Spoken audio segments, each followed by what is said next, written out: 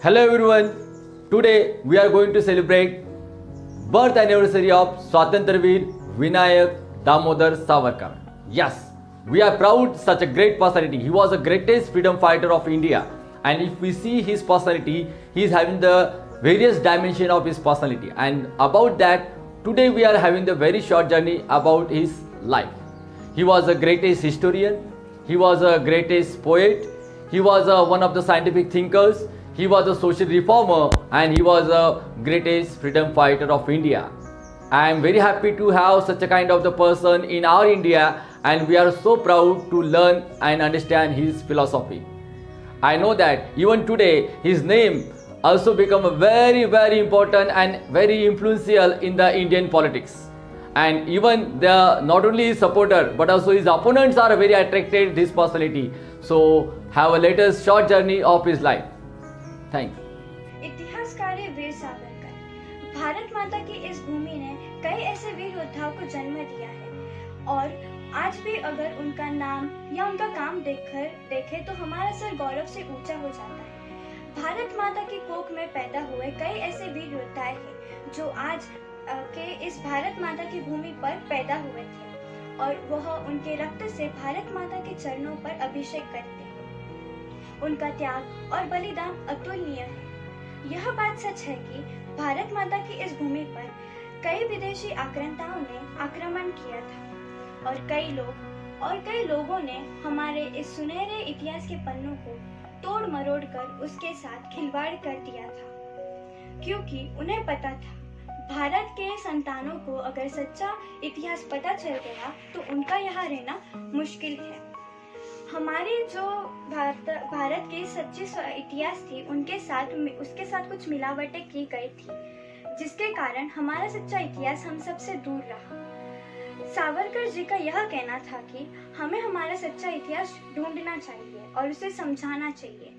सावरकर जी ने गहन अध्ययन शुरू कर दिया। जब वह लंदन में अपने बैरिस्टर की पढ़ाई कर रहे थे तब वहाँ की लाइब्रेरी में जाकर उन्होंने कई सारी डॉक्यूमेंट्री पढ़ी और एक किताब लिखी। वह किताब ब्रिटिश काल में छपाई जाने के पहले ही बैन हो गई थी। वह किताब का नाम था 1857 की क्रांति, हमारा पहला स्वतंत्रता संग्राम।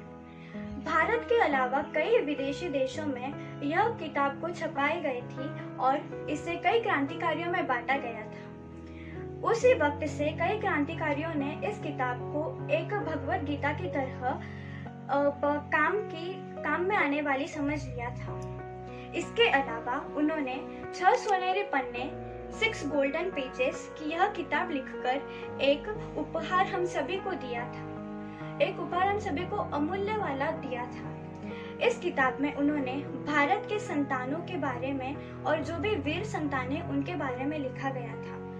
इस किताब को पढ़कर हम धन्य हो जाते थे। सावरकर जब लंदन में अपनी बैरिस्टर की पढ़ाई कर रहे थे तब उन्होंने यूरोपियन हिस्ट्री को उन्होंने पढ़ा था और समझा था और उसके बारे में अध्ययन शुरू कर दिया था। वहाँ के एक क्रांतिकारी थे जिनका नाम था जोसेफ मैजिनी। इसके ऊपर उन्होंने एक चरित्र लिखा। यह चरित्र की किताब का प्रस्तावना थी। ये प्रस्तावना क्रांतिकारियों के लिए एक वरदान थी। सावरकर जी ने कई सारे आर्टिकल्स लिखे थे। उनमें से एक आर्टिकल में उन्होंने हमारा मार्गदर्शन करते हैं कि हमें किस तरीके से हमारा इतिहास लिखना चाहिए और किस तरीके से उसे हमें पढ़ना चाहिए। किताब का नाम था रणसिंह। सच में सावरकर जी का सच्चा हमारे इतिहास के प्रति प्रेम और न्याय था। लेखन में कुछ ऐसी ताकत थी जो ना पूर्वाग्रहों में दूषित विचारों को लिखती थी। जो सच था वही वो अपनी किताब में, और जो सब बाकी भारतीयों को गर्व लगे ऐसा इतिहास हम सब ने लिखना चाहिए, ऐसी उनकी मान्यता है। एक प्रतिभा संपन्न कवि थे। उनकी रचनाओं को देखकर हमें यह पता चलता है कि इतनी कठिनाइयों में रहने के बावजूद किस तरह उन्होंने अपने मन को सदा सर्वदा प्रसन्न रखा और उन्होंने अपने शब्दों सुमनों द्वारा माँ भारती का पूजन भी किया। अपनी छोटी सी आयु में उन्होंने कविताएं रचना शुरू कर दिया था। उसी दौरान चाफेकर बंधु यह क्रांतिकारी की तरह काम कर रहे थे और उन्हें फांसी की सजा सुनाई गई थी। यह सुनकर उनका हृदय क्रांतित हुआ और उन्होंने चाफेकर बंधुओं के ऊपर चाफेकर फटका यह कविता लिखी। यह कविता कई क्रांतिकारियों के लिए एक प्रेरणा बनी और जब चाफेकर बंधुओं को फांसी की सजा सुनाई गई तब सावरकर जी ने महाकाली के सामने एक शपथ ली और कहा कि मां भारती की स्वतंत्रता के लिए सशस्त्र क्रांति का सेतु बनाऊंगा और कहा कि मारिता मारिता मारिता जूझेंगे। इसके बाद उन्होंने छत्रपति शिवाजी महाराज के ऊपर एक अप्रतिम सी रचना की जिसे महाराष्ट्र में आरती कहते हैं। हे हिंदू शक्ति संपतु दीप्तितम ऊर्जा, हे हिंदू तपस्या तिपु ईश्वरी तेजा, हे श्री सौभाग्य भूतिजा तेजा, हे हिंदू प्रभु शिवाजी राजा। के बाद उन्होंने सिंहगढ़ तथा बाजी प्रभु देशपांडे के ऊपर पोवाड़े लिखे। जब वे लंदन में थे तब बाल्टन समुद्र के किनारे बैठकर वे माँ भारती का चिंतन कर रहे थे और उन्होंने तभी एक कविता लिखी, ने मजसा परत मातृभूमिला सागरा प्राण तड़मड़ना। अंडमान की कालकोठरी में जब वे देख रहे थे तब चारों तरफ निराशा ही थी, मृत्यु का तांडव हो रहा था। कालकोठरी में उन्होंने कमला नाम का एक खंड काव्य लिखा था और अपनी भाभी से पूछे हुए सारे सवालों के जवाब उन्होंने एक पत्र में लिखे और उस पत्र में वह कहते हैं, एक फुले फुलती फुलनीय सुपोनी जाती कोण तयांची महती गंती ठेविला असे परिजे गर्ज द्रन धुंडे उपटिली श्री हरिवरणी अर्पण केले काल पुष्पतिम अमर ठेवे मोक्ष दयाची पावन अमर होयती बंधायला निर्वश जिचा दिशा करिता दिगंती पसरे सुगंधिता लोकहित परिमलाचा। सावरकर जी अगर स्वतंत्र भारत में पैदा होते तो वो भारत के ही नहीं पूरे विश्व के महान कवि कहलाते।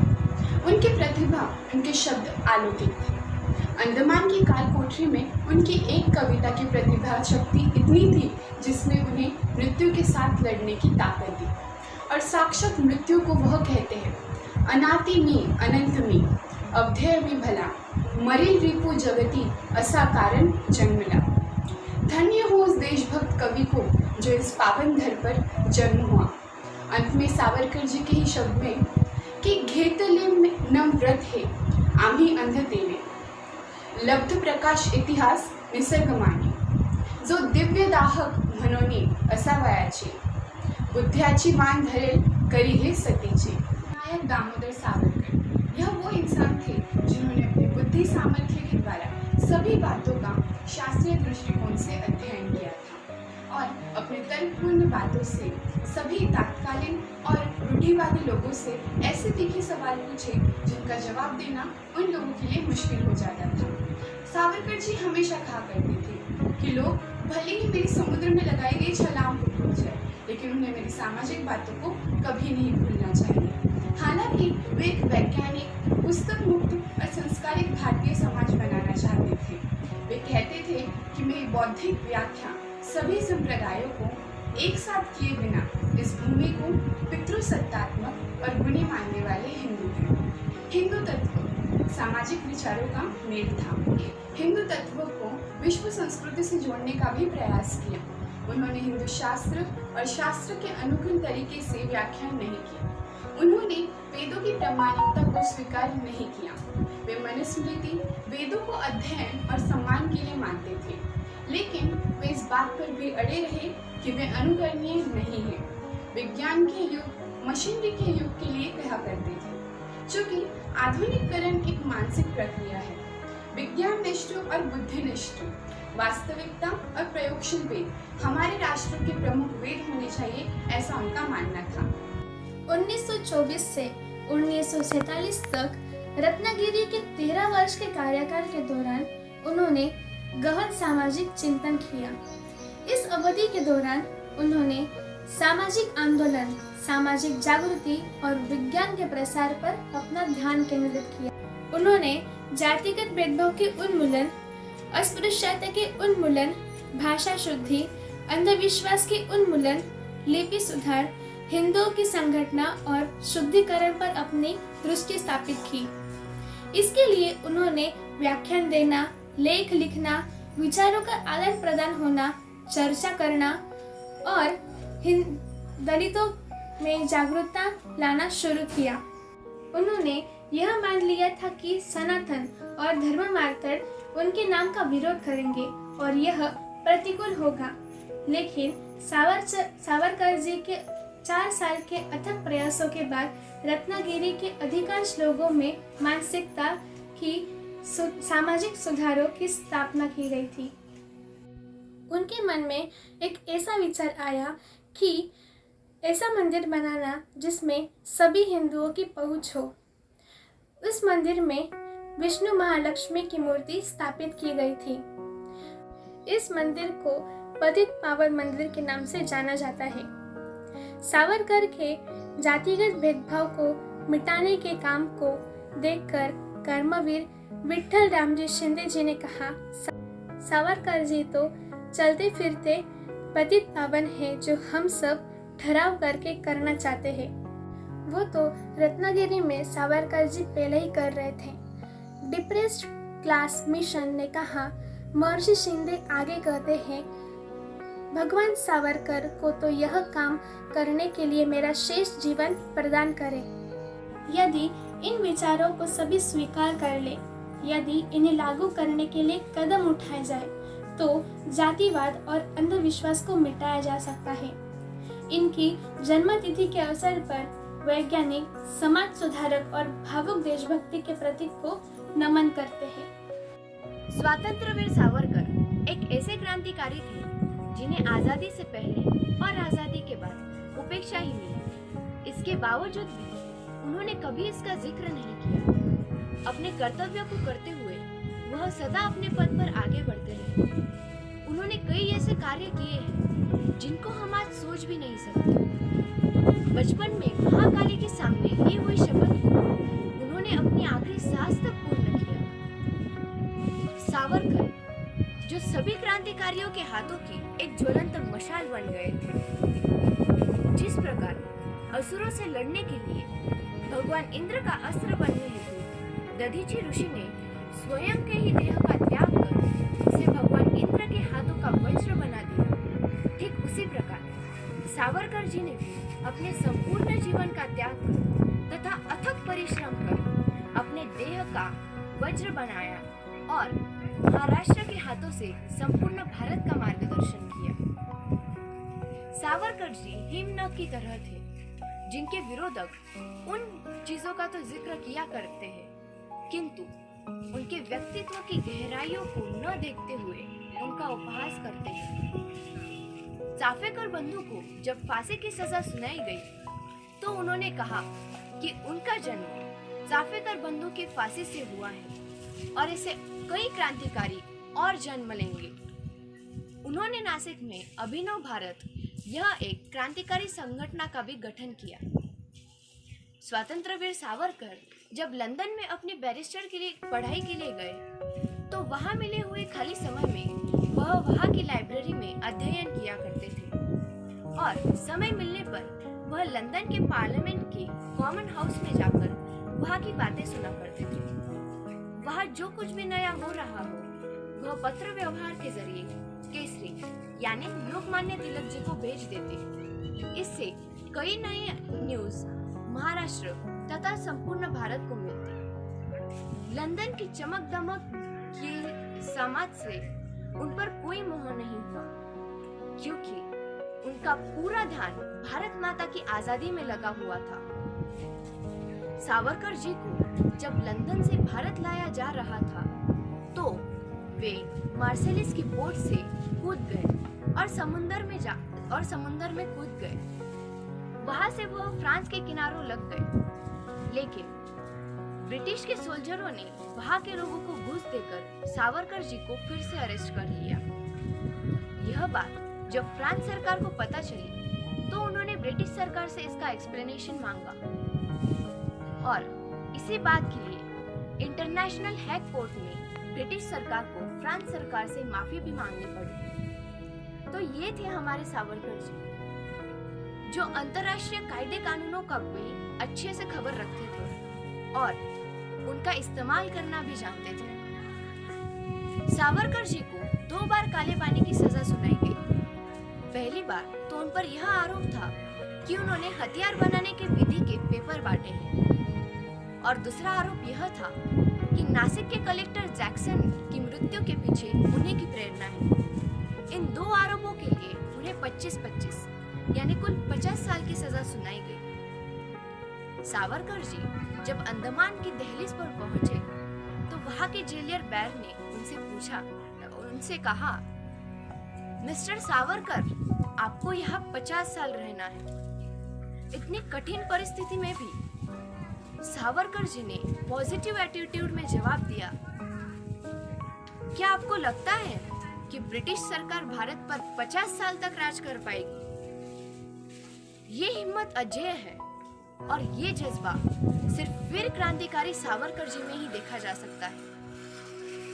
सावरकर जी को most dangerous enemy of British parliament माना जाता था, क्योंकि उनके सानिध्य में आए हुए हर युवा एक सशस्त्र क्रांतिकारक बन जाता था। और इसी का एक उदाहरण है मदन लाल धिंगरा। सावरकर जी जब अंडमान के जेल में थे तो वहां की दीवारों पर उन्होंने काव्य लिखा और वहीं से अपने सभी क्रांतिकारी मित्रों को उन्होंने आत्मविश्वास दिलाया और उनमें देशभक्ति की ज्वाला जलाए रखी। अपने पूजनीय भाभी को पत्र लिखते हुए सावरकर जी कहते हैं कि यह मेरा मृत्यु पत्र है और उसमें अधिकतर विचार प्रकट करते हैं। तो इन्हीं विचारों के साथ हम इस वीर क्रांतिकारी सावरकर जी को नमन करते हैं। ये काय असलो बंधू जरी साथ आम्ही त्वस्तन दिलींचे दिधले असते बळीने संतान या भारत भूमीस 30 कोटी मातृभूमी रक्त सज्जन धन्य होती कुल ही आपुली त्यामध्ये ईश्वरांश निर्वंश होऊन ठरेल हा अखंड वंश निर्वंश होऊन ठरेल हा अखंड वंश घेतले व्रत न हे आम्ही अंधतेने लब्ध प्रकाश हा इतिहास निसर्गमाने दिव्य दाहक म्हणून जे असावयाची बुद्ध्याची वान धरिली करी सतीची अनंतमी अवध्यमी मारिलरी पुजगती असा कवण जन्मला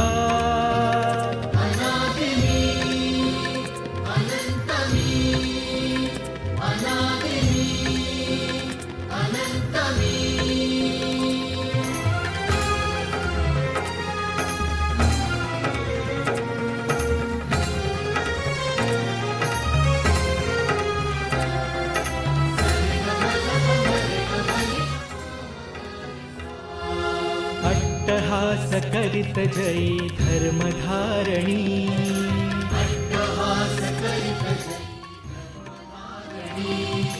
मृत्युसीच गाठ घालू मी घुसेरणी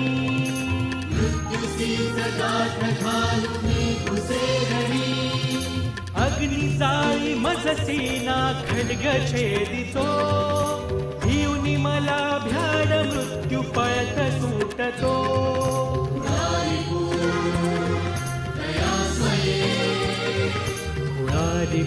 दया स्वये मृत्यूच्याची भीतीने भिवऊ मजसिये